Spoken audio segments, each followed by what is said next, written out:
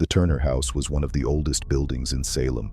Its dark wooden walls and narrow windows seemed to watch everyone who passed by. They said the house had a life of its own, and that night, I would find out the truth. I had always been a skeptic. I didn't believe in ghosts, witches, or any of the stories people told about Salem. But when my friend Lisa invited me to spend the night at the Turner House, I accepted without hesitation. It would just be a test of my courage. The place had been abandoned for decades, doors boarded up, windows covered in dust.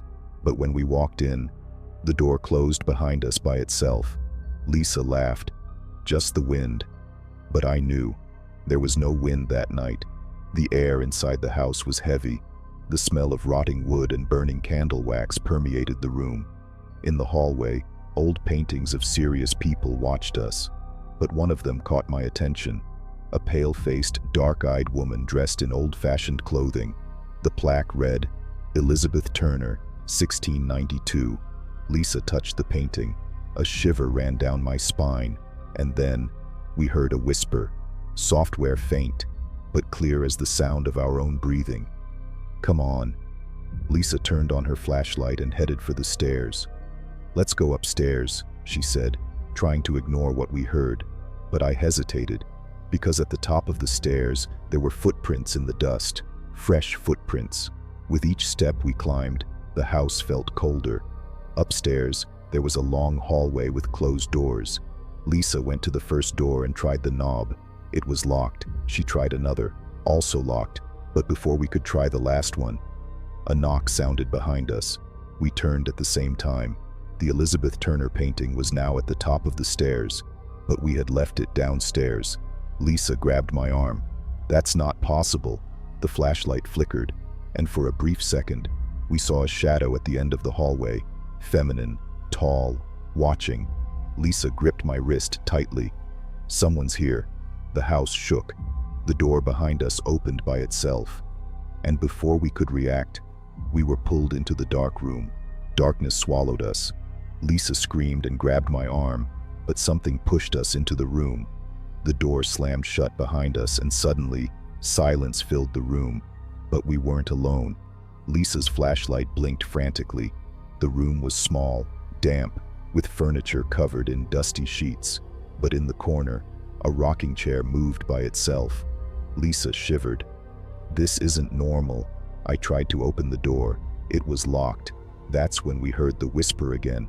Low, cold, sharp. Why did you come? The air turned cold. My chest felt heavy as if something was on top of me. Lisa pointed the flashlight at the floor, and then we saw it. Footprints emerging from the dust. They were coming toward us, and then the chair stopped moving. Lisa stumbled backward. Someone's here. The flashlight flickered again, and for an instant, Elizabeth Turner appeared. Her body was thin, her long dress stained with something dark. Her face was pale, her eyes black as coal. She opened her mouth as if she wanted to scream, but she made no sound. She just raised her arm and pointed her finger at us. Lisa sobbed. She's blaming us for something. The windows shattered, the mirror cracked, and the walls began to bleed. The room shook. The whisper turned into a deafening scream. Lisa covered her ears. I tried to run to the door, but my body froze. Elizabeth got closer and closer. Then, in a cold, drawn-out voice, she whispered, "They hanged me. I'm still here." Lisa fell to her knees. The air grew heavy. I forced myself to speak. "We didn't come to hurt you." For a second, the screaming stopped. The house shook one last time, and then silence. Elizabeth disappeared. The windows were intact. The mirror was uncracked. It was as if nothing had happened. The door was open. Lisa pulled me in. "Let's get out of here." We ran outside without looking back. But before we crossed the front door, we heard one last thing. The rocking chair moved again, and one last whisper echoed in the darkness. "I'm still here." The Salem Witch Museum was one of the most visited places in town, but after hours, it was a place no one wanted to be.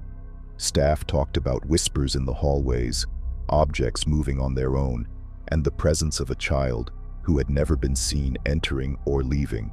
And that night, I found out why. My name is Ethan Carter, and I had been working at the Witch Museum for 2 months. At first, it seemed like a quiet job, greeting tourists, explaining the trials of 1692, closing the exhibits for the night. But every time I stayed late, something seemed off. The air grew thick, the hallways grew darker, and then the whispers began. That night, I was the last one to leave. I turned off the lights in the lobby and locked the doors. But when I walked past the Hall of Condemnation, where statues of witches on trial stood, I noticed that one of the candles was still lit. That was impossible. I had already put them all out. The silence in the museum was oppressive. I blew out the candle and turned to leave. That was when I heard a childish laugh, low, faint, behind me. I turned quickly. The hall was empty. The statues seemed to be staring at me. A shiver ran down my spine. I wasn't alone. "Is anyone here?" My voice echoed through the hall. Nothing. And then something ran down the hallway next door. The sound of small, quick, light footsteps. My heart raced. I grabbed my flashlight and followed the sound. The hallway led to the artifact room. Inside it were old objects from the Salem witches, books, clothes, letters, and a child's dress displayed inside a glass case. The glass was fogged up, as if someone had breathed there, and then I saw the imprint of a small hand on the surface. My breath caught in my throat. The childish laughter echoed again, but now it was coming from inside the room. The light from the flashlight flickered, and for a second, I saw her, a girl with dark hair, pale skin, wearing old-fashioned clothes. She was inside the glass case. Her black eyes stared at me. Then she smiled and disappeared. The glass cracked on its own, and I finally understood. The child from the museum was still there, waiting for someone to play with. The cracked glass reflected the flickering light of my flashlight. My heart was pounding in my chest. The girl was gone, but the laughter still echoed through the museum, low, muffled, as if it were everywhere at once. And then the lights flickered. I tried to leave the artifact room, but the door wouldn't open. My hands shook as I turned the doorknob, but it was locked from the inside. A cold wind rushed through the room. The papers on the table began to move by themselves, and then a whisper, "Find me." I looked around, trying to control my panic. Find me. The girl wanted to be found, or freed. My flashlight flickered again. Small footprints appeared in the dust on the floor. They led to the corner of the room, where there was a bookshelf full of old books. With trembling hands, I pushed against the aged wood. A creak cut through the silence. The bookshelf slid to the side by itself. Behind it was a door. My breath caught. This wasn't on the museum's map. The doorknob was cold. I turned it slowly and pushed the door open. On the other side, a room forgotten by time. The wallpaper was peeling. A children's iron bed stood in the center of the room. Old blankets still lay on it, and on the pillow, a doll with no eyes. A shiver ran down my spine. The girl had a room inside the museum, but no one knew. No one talked about it. The museum was hiding something. I took a step inside. The floor creaked beneath my feet.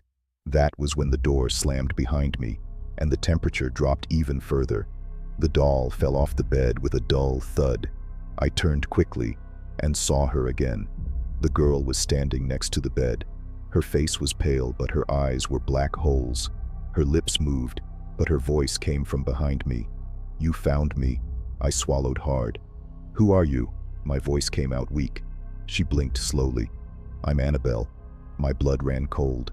The name was registered in the museum, but not as a child. Annabelle Proctor, a girl accused of witchcraft in 1692, who died there, inside that room. And now, she wanted company. The lantern blinked once more. Annabelle raised her hand. "Stay with me." The floor shook. The shadows in the room twisted. My feet were trapped. I couldn't move. And then, she smiled. or I'll take you with me." My vision blurred. The darkness was pulling me in. I knew that if I closed my eyes, I would never get out of there. With one last effort, I picked up the doll from the floor and threw it against the wall. The impact made a horrible sound echo through the room. The light of the flashlight came back on with full force, and Annabelle disappeared. The door opened by itself. I ran without looking back. The museum was completely silent. I stepped out onto the icy street, breathing hard. Behind me, the cracked glass of the museum reflected something, the silhouette of a girl watching me, and then she smiled. Old Burying Point Cemetery in Salem was known for its ancient tombs and stories of hauntings, but no one talked about Bridget Bishop's grave. She was the first woman convicted and executed in the witch trials of 1692, and it is said that since her death, her soul has never found rest. That night, I would find out the truth. I never believed those stories, so I accepted my friend Alex's challenge to spend an hour inside the cemetery alone. It was a fool's bet, $100 if I didn't escape early. With a flashlight and a thick coat, I climbed the rusty fence and walked past the ancient tombstones. The air was chilly, and the silence was eerie, almost like someone was holding their breath. I walked to Bridget Bishop's grave. The gravestone was cracked, covered in moss, the inscriptions almost erased by time. I knelt down to touch the cold stone. That was when I felt a shiver run up my spine. The wind blew hard behind me, and then I heard a whisper, low, almost imperceptible. "Let me out." I turned quickly. The cemetery was still empty, but the fog seemed thicker now. The flashlight flickered, and for a second, I saw a shadow among the gravestones. Tall, thin, watching. My heart raced, but when the light came back on, there was no one there, just a strong smell of burning roses. And then, the voices began. They came from all sides, low, anguished, as if they were whispering endless prayers. I closed my eyes and took a deep breath. That's just my imagination. But when I opened my eyes again, there were footprints in the dirt leading to the headstone, fresh footprints, and then a sound behind me, like someone scraping their nails on the stone. I turned slowly, and there she was, a woman in a dark dress, her face too pale. Her eyes were black holes, soulless. Thin skin covered sharp bones, and her shaggy hair fell to her shoulders. She stared at me without blinking. Then she smiled, but it wasn't a human smile. Something was wrong. Her teeth were too sharp. My flashlight failed again, and in the darkness, I heard her voice, low, drawn out.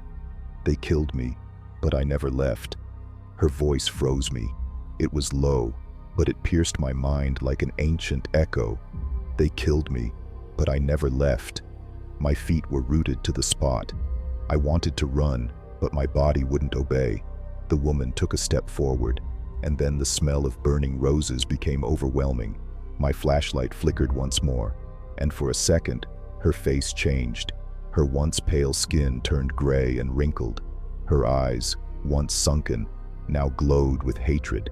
Her mouth opened, and from within it, there was no tongue, only swirling shadows. She whispered again, "They hanged me, but my soul still bleeds." My heart hammered in my chest.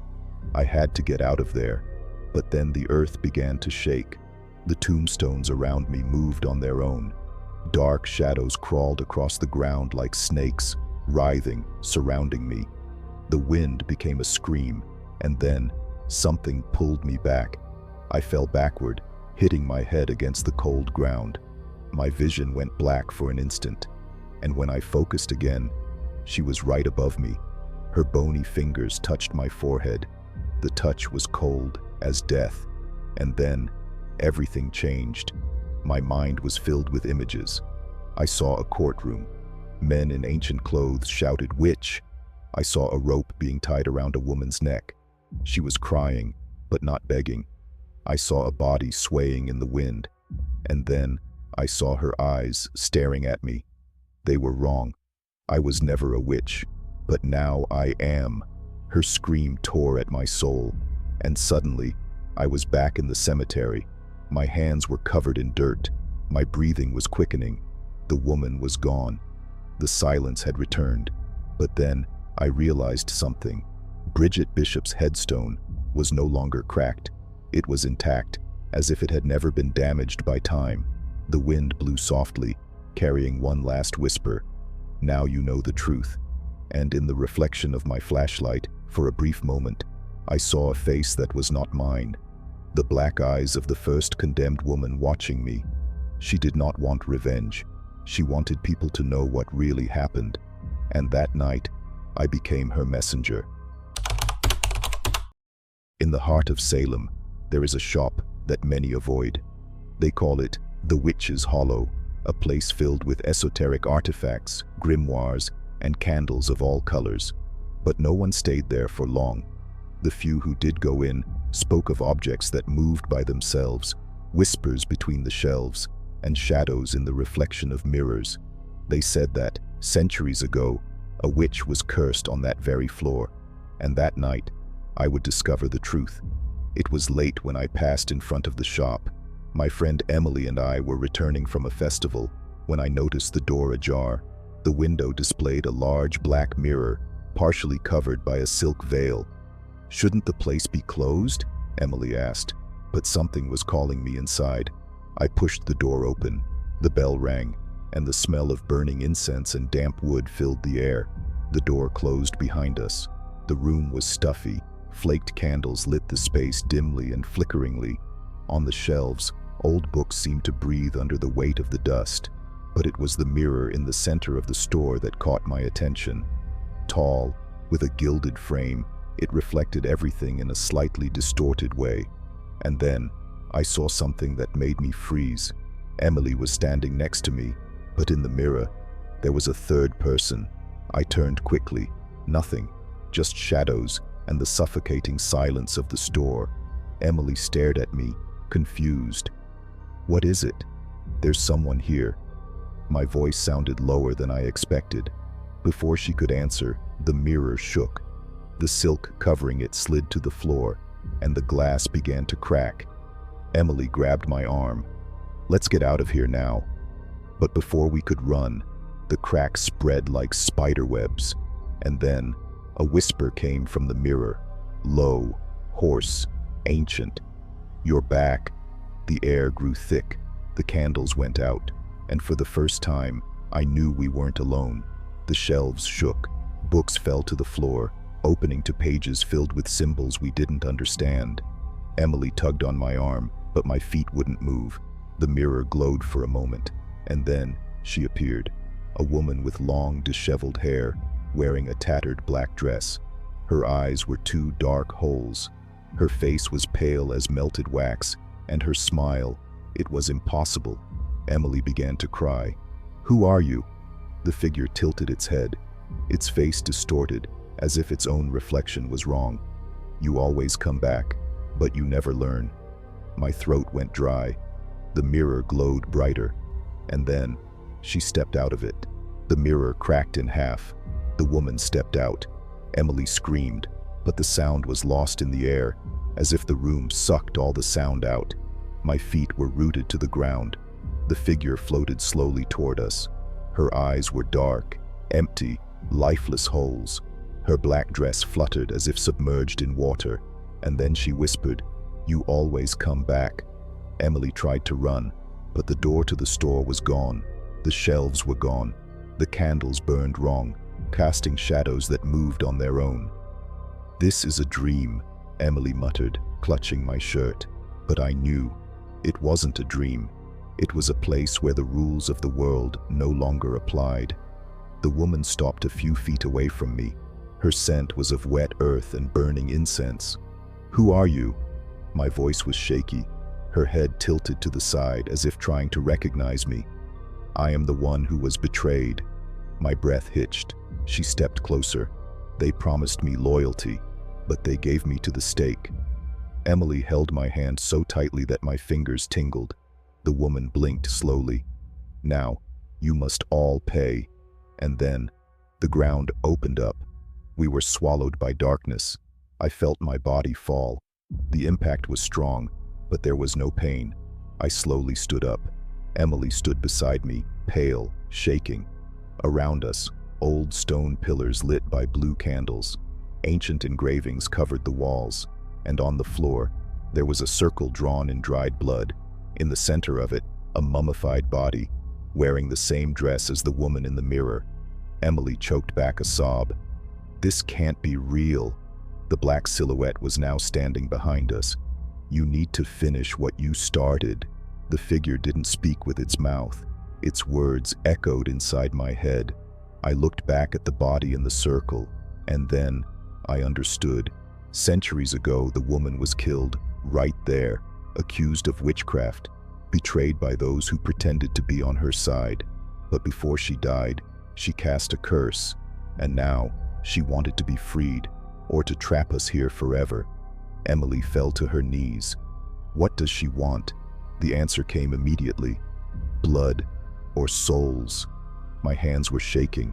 Time was running out. If we didn't do something, we would never get out of there. I looked around at the candles, and then an idea came to me. I grabbed one of them and threw it over the circle of blood. The fire spread quickly. The witch screamed, but her scream didn't sound human. The whole store shook, and then everything disappeared. I woke up on the sidewalk. Emily was next to me, dazed. The store bell was still ringing, but the door was locked. I looked inside through the window. The store was empty. The mirror was gone. Just a piece of paper stuck to the glass, with a single handwritten sentence: "She's still waiting for you." From the moment I stepped foot in the Blackwood Inn, I sensed something was wrong. The hotel, built in the 18th century, was one of the oldest in Salem. Its hallways were narrow, the walls covered in old paintings with faces that seemed to follow me with their eyes. It was said that a room in that hotel was never rented for more than one night. Guests who slept there would leave terrified, swearing that something was watching them in the darkness. And that night, I would sleep there. My name is Ethan Carter, and I am an investigative journalist. My goal was to prove that the hotel was not haunted. The owner of the Blackwood Inn hesitated before handing me the key. "Are you sure you want this room?" she asked. I nodded. "Rumors don't scare me." She sighed and slid the key to me. "If anything happens, don't open your eyes." His words echoed in my head as I climbed the creaking stairs. Room 313 was smaller than I had imagined. The bed was against the wall, facing a large, dusty, antique mirror. The curtains flapped, even with the windows closed, and the smell of damp wood seemed to permeate the air. I threw my backpack on the bed and began taking pictures of the room. Nothing unusual, just an old, run-down room. But then, the closet door opened by itself. I took a step back. The closet was empty, no draft, no logical explanation. "It must just be time playing with the wood," I muttered to myself. But then, the mirror in the room cracked. A crack appeared in the top corner, and in the reflection, I saw something, a silhouette standing behind me. I turned quickly. Nothing. Just my own rapid breathing and the suffocating silence of the room. The wall clock read 3:12. Then the lights flickered, and before I could react, the entire room was plunged into darkness. My heart raced. The only thing left was the pale reflection in the mirror, and a hand reaching out from the shadow.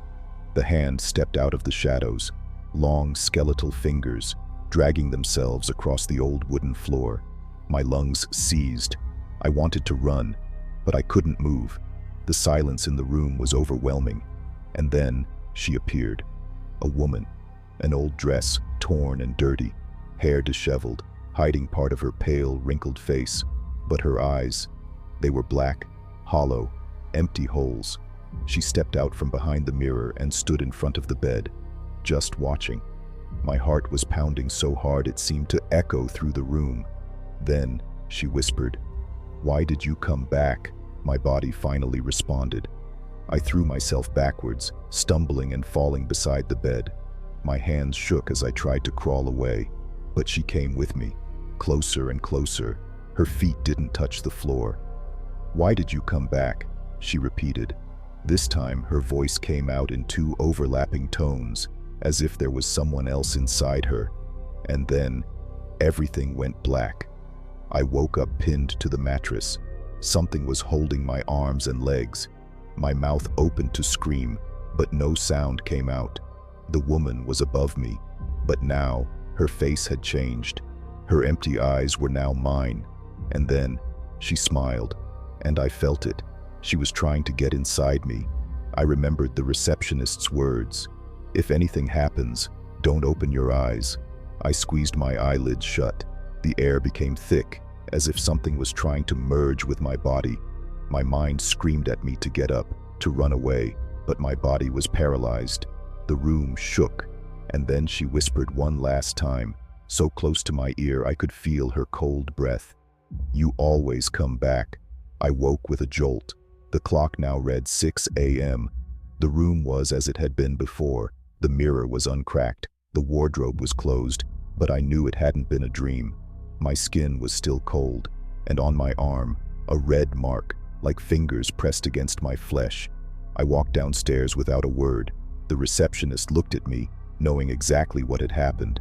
Before I could speak, she just shook her head and slid a piece of paper toward me, a single handwritten sentence. "No one stays more than one night," and I understood.